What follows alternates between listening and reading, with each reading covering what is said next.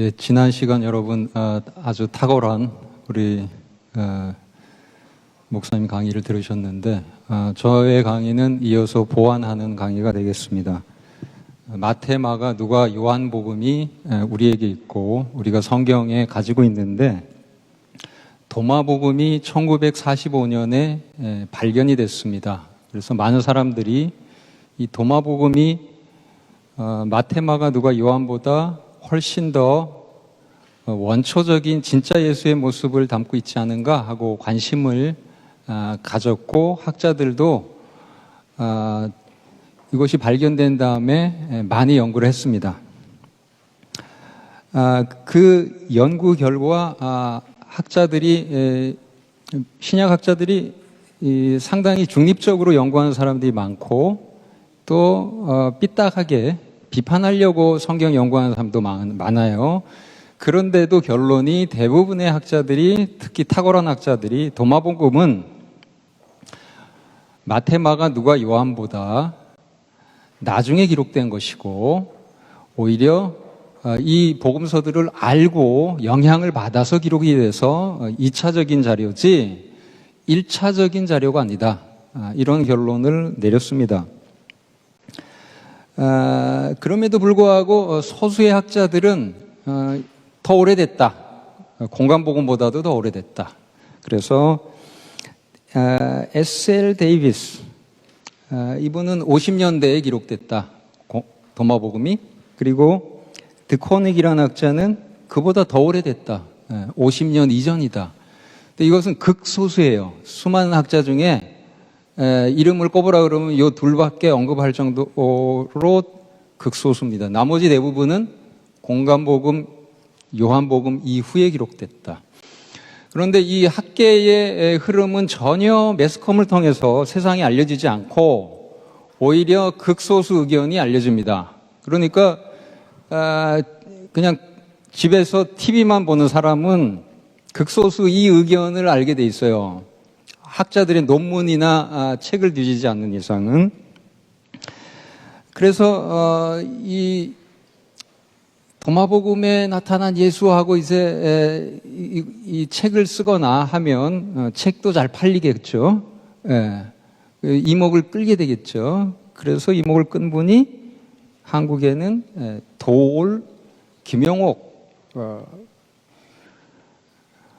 자, 이 책이 나오고 신약학계에서는 이제 서평을 하신 분이 있는데 그냥 대개는 무시하고 또 뭐 이상한 거 나왔구나 이러죠. 그러나 진지하게 그래도 서평을 해준 분이 있는데 차정식 교수님이 이 도올 김용옥의 도마복음 한글 역주 이것을 서평을 했습니다. 그리고 신약논단에 게재를 했습니다. 그것을 제가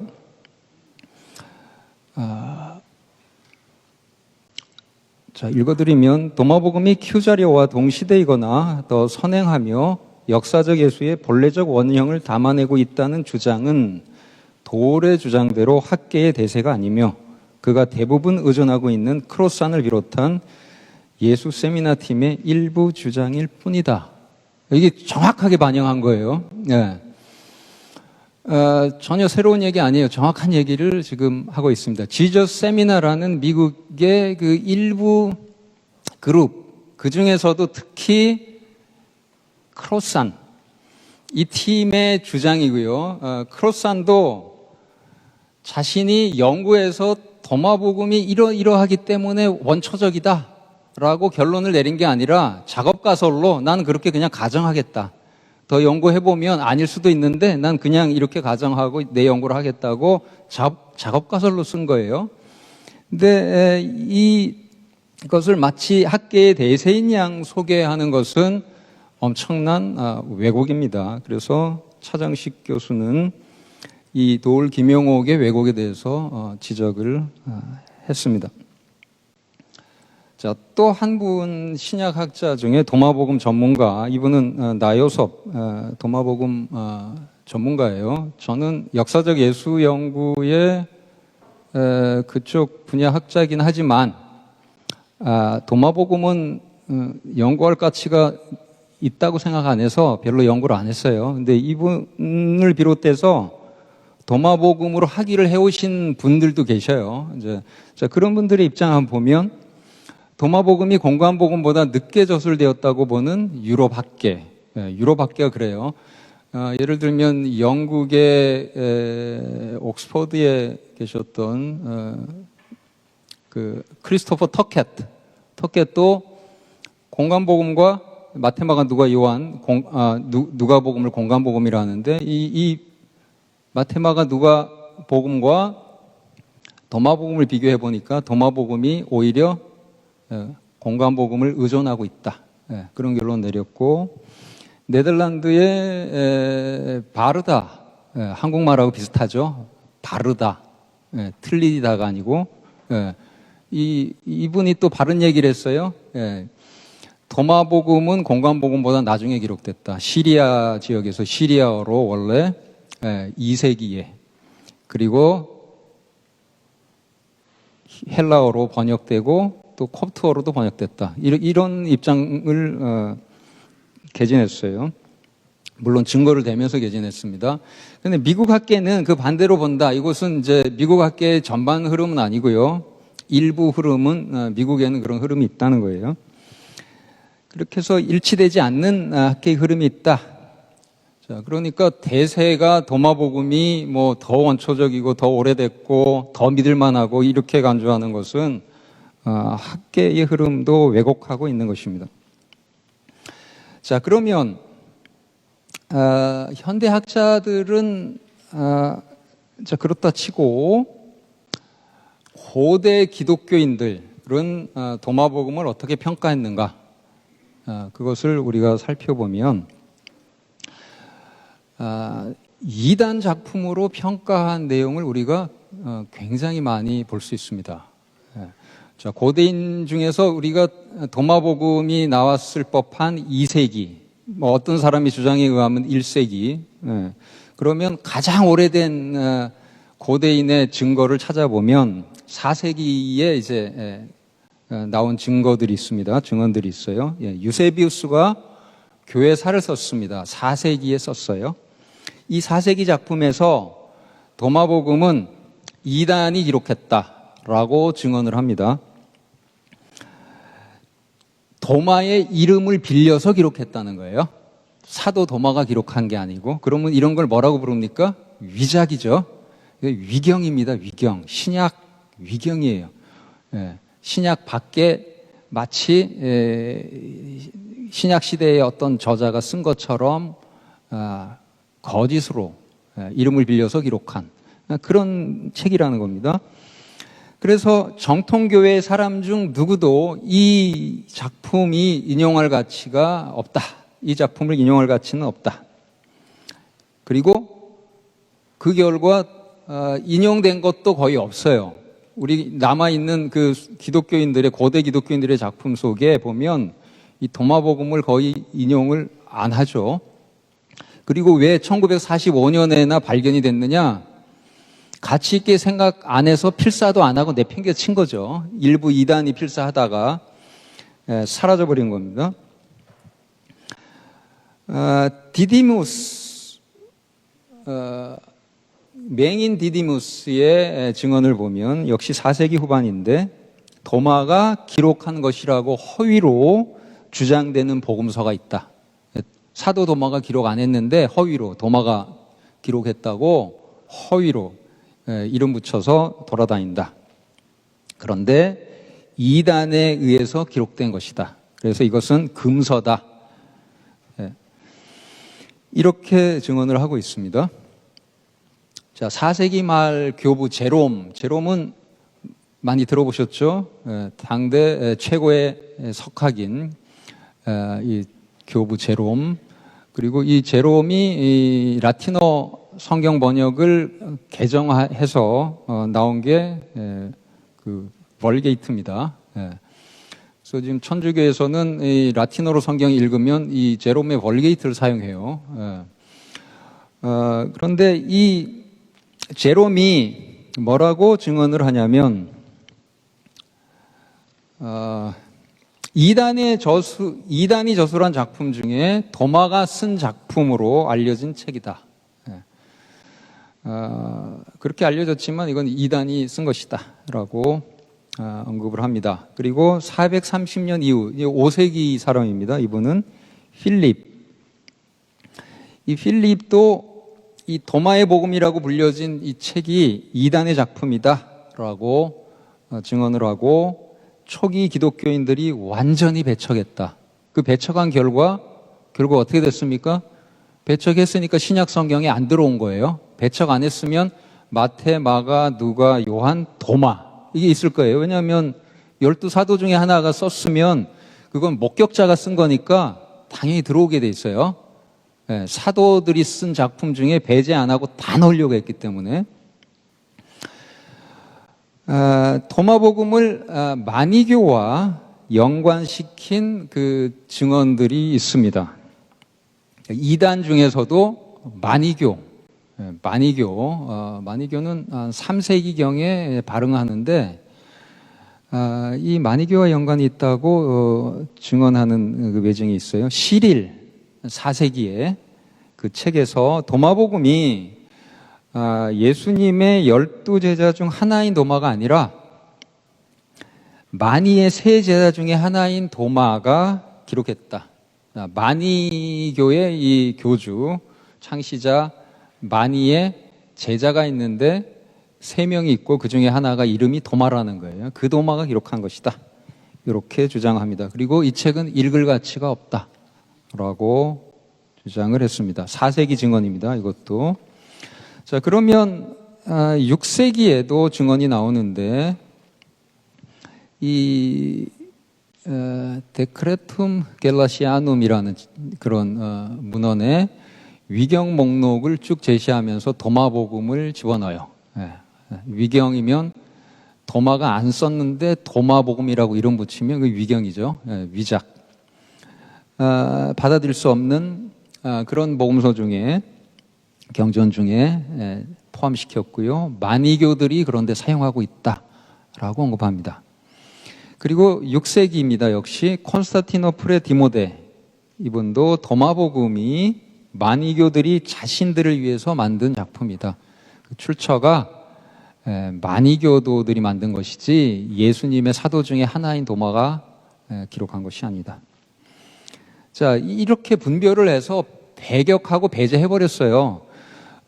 초기 기독교인들이 아무거나 막 믿고 아무거나 성경으로 집어넣은 사람들이 아니에요. 검증을 해서 사도가 썼느냐 아니면 사도의 제자가 그 사도의 가르침을 받아서 전하려고 기록했느냐. 사도의 제자까지 봐줘요. 사도의 친구거나 사도의 증언을 직접 그 목격자의 증언을 직접 듣고 기록하지 않은 것은 배제합니다. 성경에 못 들어가요. 그 목격자로부터 온 게 아니고 벌써 전승 기간이 길어져서 전승한 사람이 그 자기도 목격자가 아닌 사람이 나는 베드로 선생님한테 들었어. 받아 적어. 전해준 거는 안 된다 이거예요. 직접 목격자가 직접 전해준 거를 제자가 적었으면 그것까지 오케이예요. 그러니까 1세기 작품이 아니고 2세기에 기록돼가지고 성경으로 들어오는 경우가 없어요. 목격자들이 살아있는 기간에 기록이 됩니다. 그래서 엉터리로 기록해가지고 출판해버리면 목격자들이 들고 일어나서 이거는 가짜야. 안 받아들여져요. 성경 속으로 들어올 수 없습니다. 그렇게 배제된 것 중에 도마복음이에요. 목격자들이 살아있지 않은 시대에 나온 작품은 들어올 수가 없어요. 성경으로. 2세기 작품? 그것은 이미 고려 대상이 아닌 것이죠. 자, 12세기 이것은 이제 먼 시대가 좀 뒤떨어진 건데 이런 증언은 계속 전달이 돼요. 그래서 샤르트르의 이보라는 분도 그리고 12세기 중반에 그라티안 역시 12세기에 피터 아벨라르 이런 분들도 뭘 믿냐면 자신들이 이제 전수를 받았겠죠. 마니교도들이 도마복음 사용하고 그리고 이 책은 외경이라고 분류한다. 이것을 이제 받아들이는 것을 볼 수 있습니다. 자, 이단과 이 도마복음을 연관 안 시키고도 배척한 그런 증언들이 있습니다. 제가 여기 암브로즈인데요. 4세기 분이에요. 4세기 교부. 암브로즈는 누가복음 주석서를 쓰면서 도마의 딸은이라고 제목 붙인 그 복음서가 돌아다닌다. 이 4세기에 돌아다닌다는 것을 이분이 알게 됩니다. 그리고 도대체 여기에 어떤 내용이 있나 읽었어요. 읽고 결과적으로는 거부한 것이죠. 그리고 6세기 중후반에 비잔티움의 위레온티우스 이분도 도마복음을 언급해요. 그리고 인정하지 않습니다. 고대 기독교인들의 이 도마복음에 대한 입장은 아주 일관성 있게 도마복음을 거부했습니다. 그리고 이단과 연관시켰고 가짜다, 도마가 쓰지 않았다라고 우리에게 증언을 남겨줬습니다. 그러면 제가 학계의 그 입장을 소개해드렸고 고대의 그 기독교인들, 교부들은 어떤 입장을 취했나도 말씀드렸어요.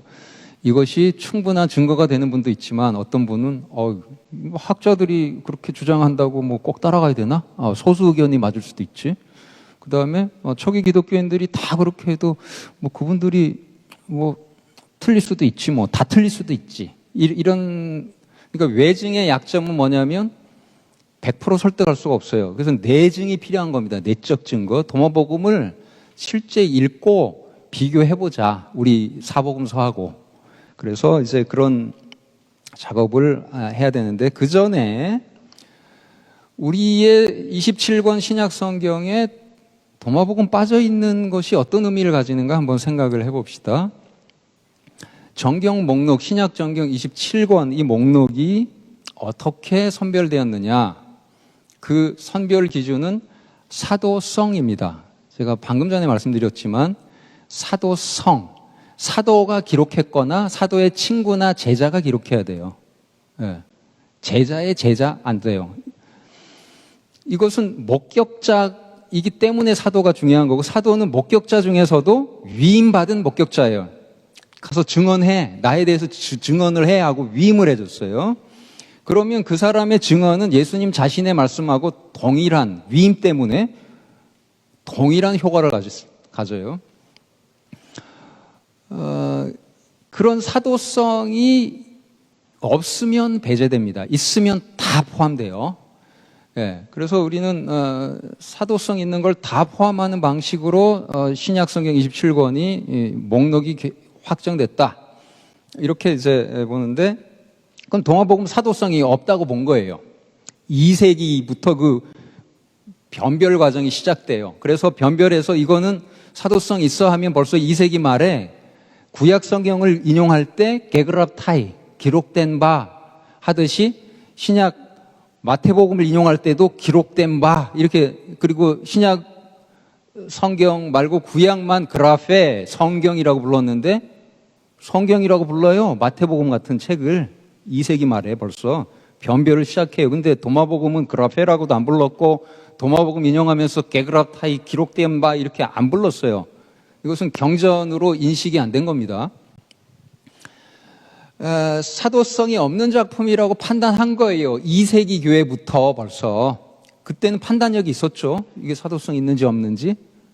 판단력이 있을 때에. 그리고 그들의 판단은 1세기 때 그 판단한 것을 가지고 오는 거죠. 근데 나중에 갑자기 생겨난 거는요. 사도성 있겠어요? 도마복음이라고 나왔어요? 근데 듣보잡이야. 이거는 처음 보는 건데, 우리가. 만약에 이게 사도가 기록했으면 계속 교회에서 사용되었을 텐데 왜 우리한테 지금 알려졌지? 이러면서 거부해요. 이건 뭐라 그러냐면 전통성이라 불러요. 만약에 사도가 직접 썼으면 사도들이 개척한 그 교회들부터 시작해서 전통적으로 계속 사용해 왔을 것이다. 이 원리도 사용해요. 그 다음에 정통성, 오소독시 이 원리도 사용해요. 사도가 가르친 것이 우리에게 남아있다 이거예요. 사도들이 개척한 교회 구전을 통해서도 남아있어요.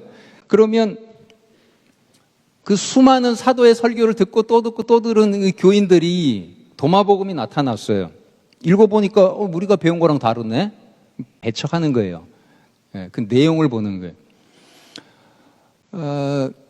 마태복음이나 누가복음이나 요한복음은 보니까 우리가 배운 거와 같아. 이거 다 받아들이는 것이죠. 그리고 그들이 검증할 때는 이미 목격자들이 살아있는 시대부터 검증이 돼서 목격자들이 검증한 것이고요. 1세기 때. 근데 2세기 때 나타난 이런 작품은 일단 우리가 갑자기 보는 거예요. 그러니까 벌써 의심하기 시작해요. 내용을 보니까 우리가 가지고 있는 사도들이 우리에게 전수해 준 것과 달라. 그럼 거부하는 것이죠. 그래서 신약 27권 이 정경이 형성된 과정을 우리가 보고 그 기준이 사도성이라는 걸 안다면 여기에 포함되지 않았다는 것은 뭐예요? 사도성이 없다. 후기 작품이다. 이런 판단을 하게 만드는 것입니다. 자, 초기 전승을 예수님 전승을 구전으로도 가지고 있던 생생하게 기억하고 있던 그리고 목격자들을 보유하고 있던 교회가 그렇게 판단하기 시작한 그 정경 목록, 이 판단, 정경 인식 그것을 우리가 존중하면 도마복음은 또 이건 그렇지 않은 거네. 이건 나중에 나온 거겠지. 이렇게 판단할 수가 있습니다. 자, 그러나 이제 직접 살펴보기를 원하시는 분들이 계실 테니까 그래야 또 진정한 변증도 될 테니까요. 외증으로 거의 결론이 나지만 내증은 살펴봐서 외증의 결론과 맞아떨어지면 이게 가장 완벽한 증거가 됩니다. 그래서 정경복음서와 도마복음, 자, 정경복음서는 마태, 마가, 누가, 요한복음 이것과 비교를 해보면 병합 현상이 도마복음에 발견된다라는 것을 볼 수 있습니다. 병합은 두 개를 합쳐놓은 거예요. 합쳐놓은 겁니다. 컨플레이션이라고 부르는 현상이 도마복음에 있어요. 그래서 어록 38번에 너희가 나를 찾을 것이지만 나를 발견하지 못할 날들이 올 것이다. 이렇게 돼 있습니다. 그런데 요한복음 읽으면 너희가 나를 찾을 것이지만 나를 발견하지 못할 것이다. 이렇게 돼 있고요. 누가복음 17장 22절에 날들이 올 것이다가 있어요. 이걸 두 개를 합쳐놓으면 도마복음처럼 돼요. 그러면 이 도마복음 이 만든 사람은 요한복음도 알고 있고 누가복음도 알고 이걸 두 개를 병합했구나. 그러면 이걸 병합할 수 있는 시대는 뭐예요? 요한복음보다 누가복음보다 나중에 써야 되는 것이죠. 후기 작품의 증거입니다. 물론 이런 주장을 하면 또 어떤 분은 아니지 그 누가복음, 요한복음 이게 도마복음에서 하나씩 조금 떼가지고 가졌겠지 뭐 이렇게 말하는 사람도 있겠지만 물론 그건 가능성은 있어요. 그러나 개연성은 이 병합시키는 쪽이 훨씬 개연성이 높습니다. 좀 더 증거를 살펴봐야 되겠죠. 병합 현상은 역으로 설명할 수도 있으니까요.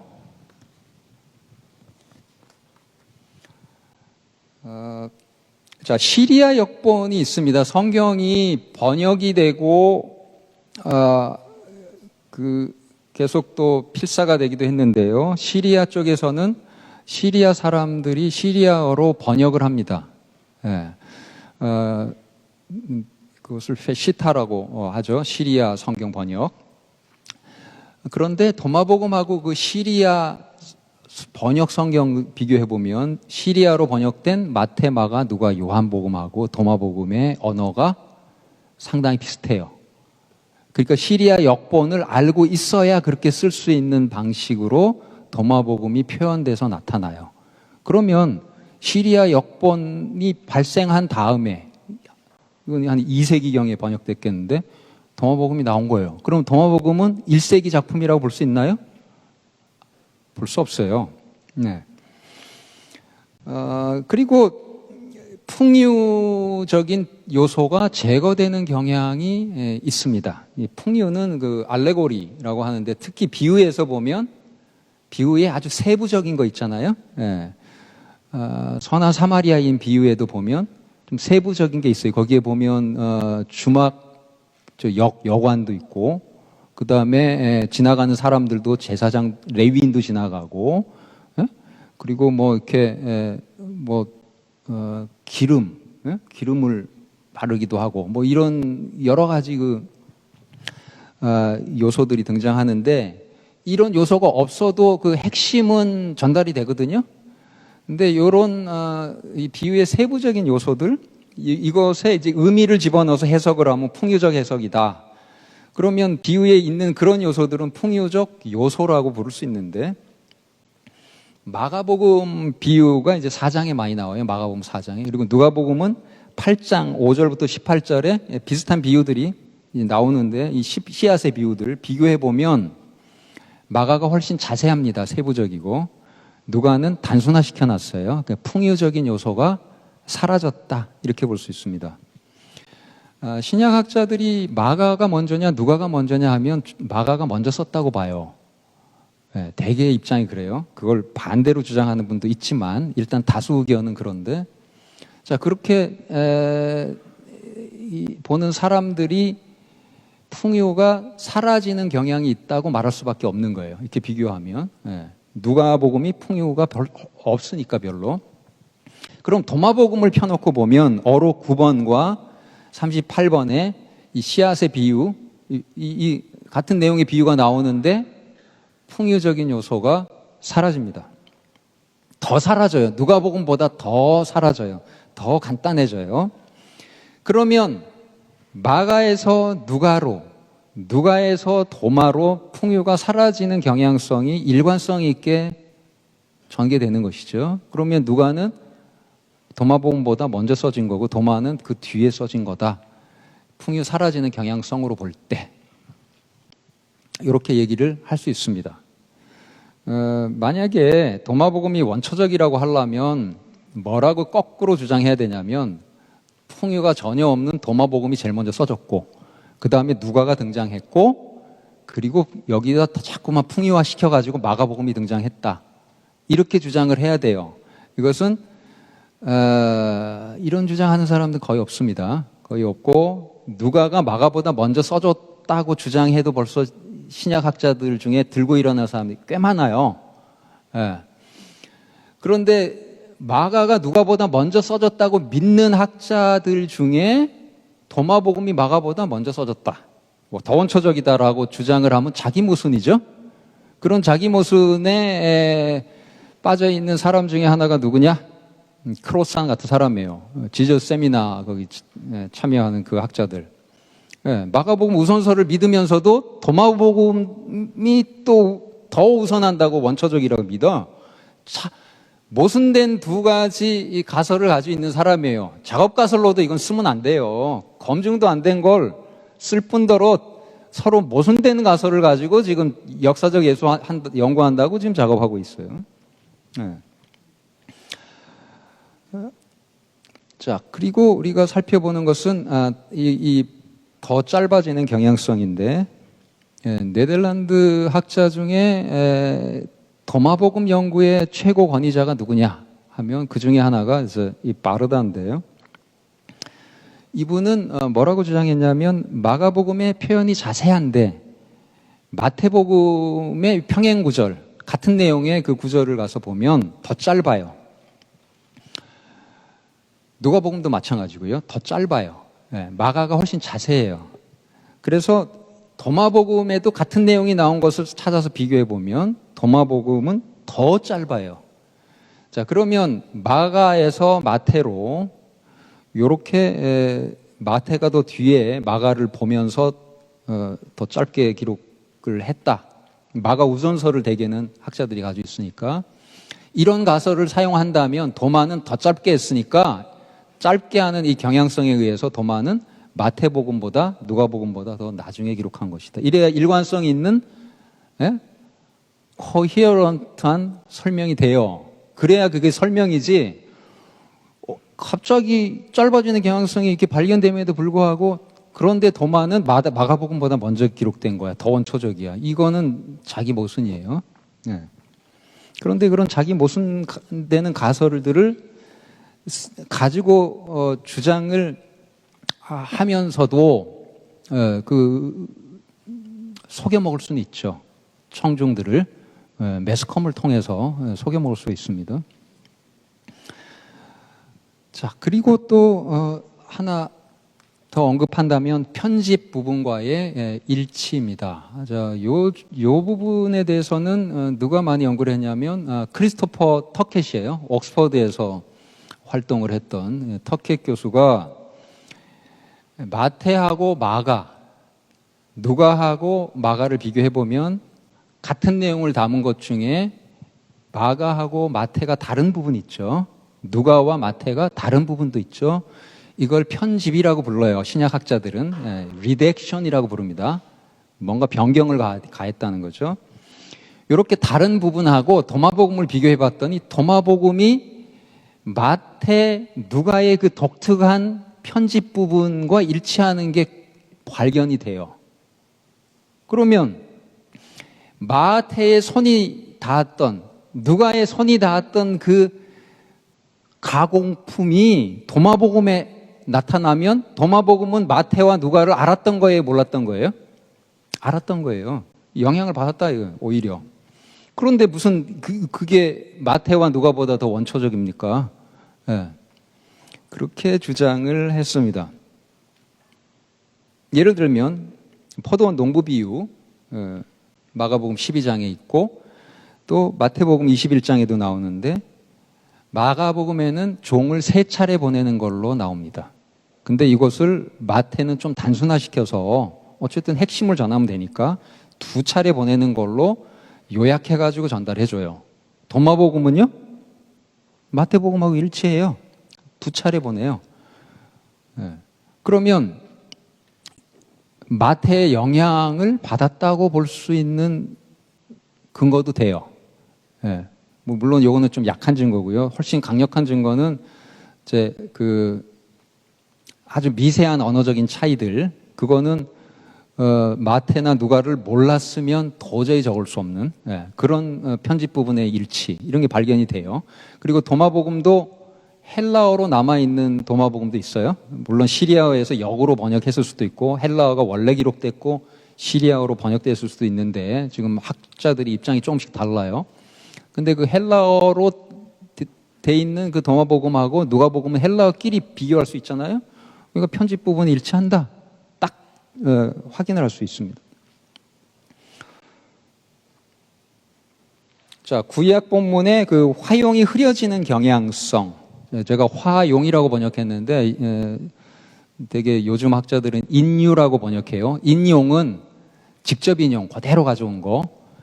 그리고 인유나 화용은 살짝 바꿨지만 그렇지만 이거를 뭘 가지고 지금 간접 인용한 건지 분명히 알 수가 있는 그런 경우예요. 화용은 될 화자 쓰는 화용인데 전통적인 훈고학 용어입니다. 훈고학 용어예요.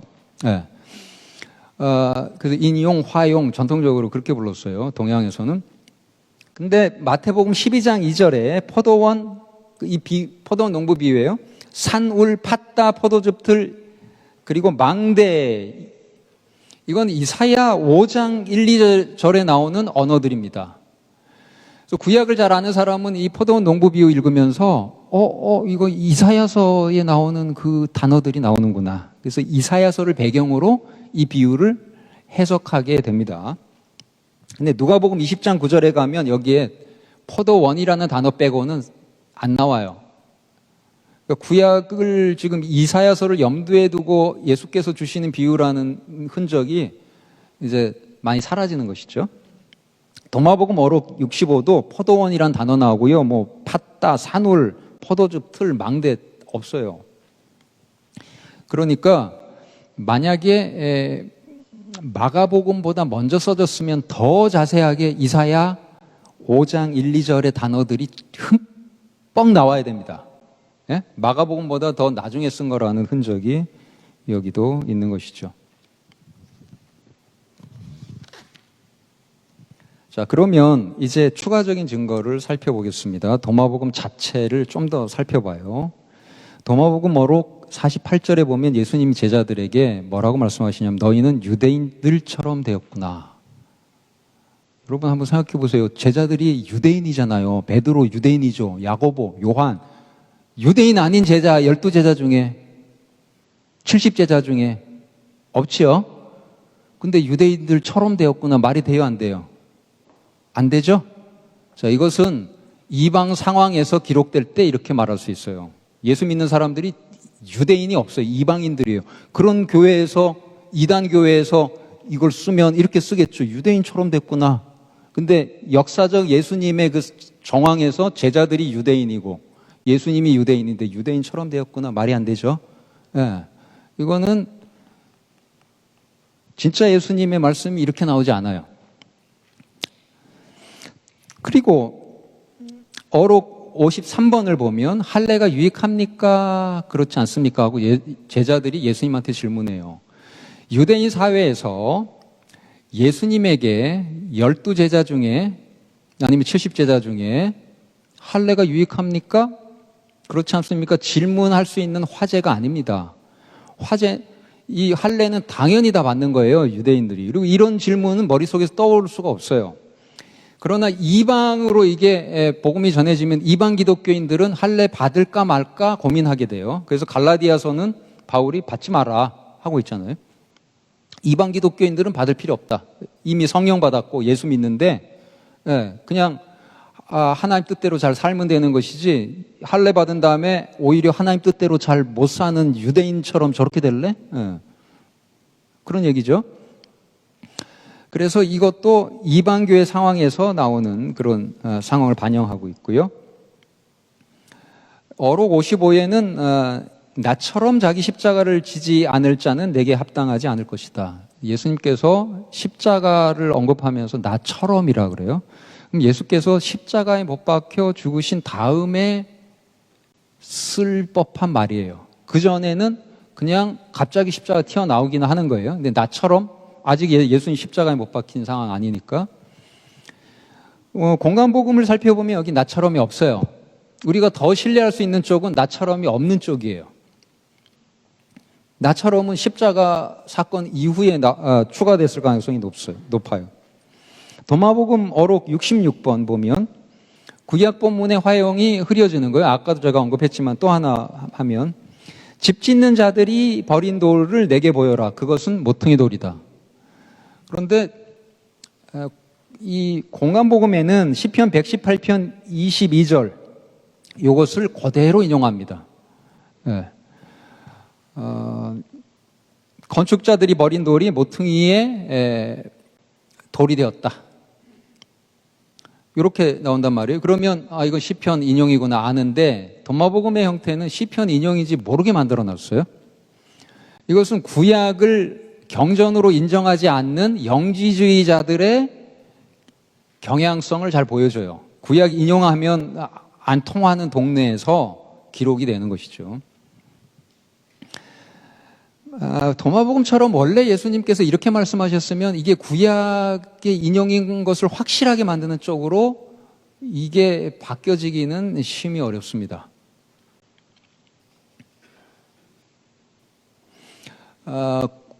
복음서에 나오는 이 비유에서는 이 시편 요 말씀하고 포도원 농부 비유하고 딱 이게 짝을 이루어요. 여기에서 건축자가 버린 돌에 해당하는 것이 포도원 농부들이 죽인 그 주인의 아들. 그래서 히브리어 발음으로 아들은 벤, 그리고 돌은 에벤. 그러니까 발음이 똑같아요, 거의. 에벤, 벤. 그래서 이 언어 유희를 하는 것이고, 이 시편을 비유로 만들면 포도원 농부 비유같이 되는 것입니다. 근데 그런 연관성이 다 이제 사라지는 것은 이것은 후기 작품의 경향이다 이렇게 볼 수 있겠습니다. 71번 어록도 이것이 진짜 말씀이면 분명히 예수님을 어떻게든지 죽이려고 하는 그 재판 내지 신문에서 사내들인 공의회의 그 신문에서 정죄됐을 거예요. 나는 이 집을 부술 것이다. 성전 부술 것이다. 그럼 성전 모독죄로 그냥 정죄하면 되는데 그렇게 증거로 채택이 안 됐어요.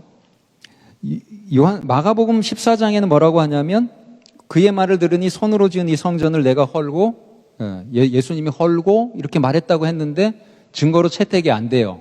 이게 독립증인들이 서로 말이 일치해야 되는데 일치가 안 되니까 그래서 증거로 채택 못했습니다. 결국 신성 모독죄로 예수님을 죽이는 쪽으로 이렇게 몰아갔어요. 도마복음 어록 100번 보면 그들이 예수께 금화 하나를 보이며 그에게 말했다. 가이사의 사람들이 우리에게 세금을 요구하고 있습니다. 이래요. 여기 금화라고 기록한 것은 완전히 엉터리입니다. 이 데나리온은 은화고요. 이 은화로 세금을 냈어요. 그 은화에 가이사의 화상과 글씨가 적혀 있기 때문에 가이사의 것이라 말할 수 있어요. 금화는 이 로마의 이 세금을 어떻게 징수하는지 이거 모르는 사람이 있을 때 금화예요. 그러니까 이것은 역사적 배경이 틀려버린 거예요. 그러니까 다른 동네에서 쓴 거죠. 시리아 같은 데서 나중에 쓴 거라고 볼 수가 있는 겁니다. 은화보다는 금화가 좋겠지. 뭐 이렇게 생각한 것 같아요. 그리고 나의 것은 나에게 주라라는 것도 예수님께서 지금 헤롯 땅 그리고 바리새파와 지금 토론하는 장면에서 바리새파에게 예수님께서 나의 것은 나에게 주라 말이 통하겠어요? 그런 말씀 하셨을 리가 없어요. 이것은 나중에 그 상황이 이제 바뀌어가지고 마치 기독교인들에게 지금 하시는 것처럼 기록할 때 나의 것은 나에게 주라가 추가되는 거예요. 도마복음의 원초성은 그러니까 우리가 주장하는 것이 굉장히 어리석고 지금 어처구니 없는 것이 되는 겁니다. 학자들이 괜히 도마복음의 후기성을 얘기하는 게 아니에요. 이 금화 부분은 제가 이번에 준비하면서 읽다 보니까 금화라고 나온 거 보고 깜짝 놀랐어요. 그리고 다른 학자들은 좀 언급했나 봤더니 금화 가지고 시비 거는 사람은 없어요. 그러니까 제가 지금 처음 딴지 거는 겁니다. 이게 결정적 증거예요. 금화가 왜 나오냐 이거죠. 은화인데 데나리온은. 도마복음의 영지주의적인 측면이 있습니다. 도마복음이 영지주의 복음서라고 주장되기도 했지만 완전히 그렇게 말하기는 좀 힘들고요. 그러나 그런 측면이 있고 그런 상황 속에서 나온 복음서라고 볼 수는 있습니다. 이것도 영지주의가 아주 발흥해서 이 기독교 세계까지 강타한 시절은 2세기예요. 그러니까 2세기에 나왔을 확률이 높다는 보조적인 증거가 될 수 있습니다. 도마복음 어록 11번에 너희가 죽은 것을 먹던 그날에 너희는 그것을 살게 만들었다. 만약 너희가 빛 가운데 거하고 있다면 너희는 무엇을 하겠느냐. 이런 말씀 나오는데 이것은 나센파의 말 이것이 히폴리투스가 인용해서 우리한테 남아있어요. 교부들의 글에 있는데 이 이단이 뭐라고 말을 한 적이 있냐면 너희가 죽은 것을 먹어서 그것을 살리면 만일 너희가 산 것을 먹는다면 너희는 무엇을 하겠느냐. 이거하고 언어적으로 매우 흡사합니다. 이게 나센파가 영지주의예요. 그러니까 영지주의의 말씀이 여기 들어와 있어요. 그런 측면이 있는 것이죠. 그래서 이것도 도마복음의 원초성을 우리가 부정할 수 있는 보조 증거고요. 어록 1번을 보면 이 말씀의 의미를 발견하는 자는 죽음을 맛보지 않을 것이다 했는데 이 말씀은 서문의 도마복음 서문의 비밀의 말씀들 그래요. 비밀의 말씀들. 그래서 이 비밀의 말씀들을 깨달으면 그러면 죽음을 맛보지 않는다. 구원받는다. 깨달음으로 구원받는다는 영지주의적인 그런 도식. 네, 그것이 여기에도 발견이 됩니다. 자, 저희가 외증과 내증 살펴보았습니다. 이걸 제가 넘기지 않았군요. 네, 여기. 네. 그래서 외증으로 볼 때나 그 학계의 흐름이나 그 다음에 고대 4세기경부터 많이 증언이 쏟아져 나오는데 초기 기독교인들의 증언, 그 다음에 그 이전의 증언은 4세기 그 이전에 정경 형성이 되면서 사도성이 있는 작품들을 추려낸 이 27권이 형성된 거는 그 이전 증거예요. 그렇죠? 367년경에 이게 거의 확정이 되고 그 전부터 다 인식을 했단 말이에요. 토론이 되고 동화복음은 계속 배제가 된 것이죠. 그러니까 1세기, 2세기, 3세기 기독교인들도 동화복음 배제했다는 증거가 정경 목록으로서 지금 우리에게 남아있는 것이고, 그리고 공간복음과 또 요한복음 그리고 도마복음을 비교해보면 이 문헌을 상호 비교해보면 도마복음이 더 나중에 기록된 거다라는 특징이 나타나요. 그리고 본문을 직접 읽으면서 보면 예수님께서 사신 1세기 초 그 상황, 팔레스타인, 이스라엘 땅 상황에 안 맞아요. 그렇기 때문에 역사적 예수가 도마복음에 오히려 더 잘 담겨 있다? 이것은 한마디로 현대인들을 현혹한 책 팔아먹기 위한 위대한 사기예요. 사기. 거대한 사기극에 동참한 그 사람 중에 하나가 도올 김용옥이었어요. 더 이상은 속을 필요가 없고 속아서는 안 됩니다. 학계의 경향도 잘 반영해주지 못하고 소수의 의견을 끌고 와서 다수인 것처럼 포장하고 그리고 그 내증을 살펴보면 전혀 아닌데 이 역사적 예수 연구가 이제 이 대중에게 소개될 때는 굉장히 그 영합주의적인 방식으로 가는데 상업적인 그 영합을 하게 돼 있습니다. 그렇게 해서 방송이 될 때 이게 많이 봐야 되고 호기심을 자아내야 돼요. 그래서 사복음서에 나오는 이 예수님이 진짜 예수다 그러면 그런 호기심이 발동이 안 돼서 책도 안 팔리고 그 방송도 안 봐요. 그러나 그걸 거꾸로 얘기하면 통하기 때문에 미국에서도 크리스마스쯤 되면 역사적 예수 나오고, 한국은 좀 덜하지만 한국도 그런 분위기가 생길 수가 있습니다. 제 강의는 지금 1분 나왔는데 끝내도 되겠죠? 마치도록 하겠습니다.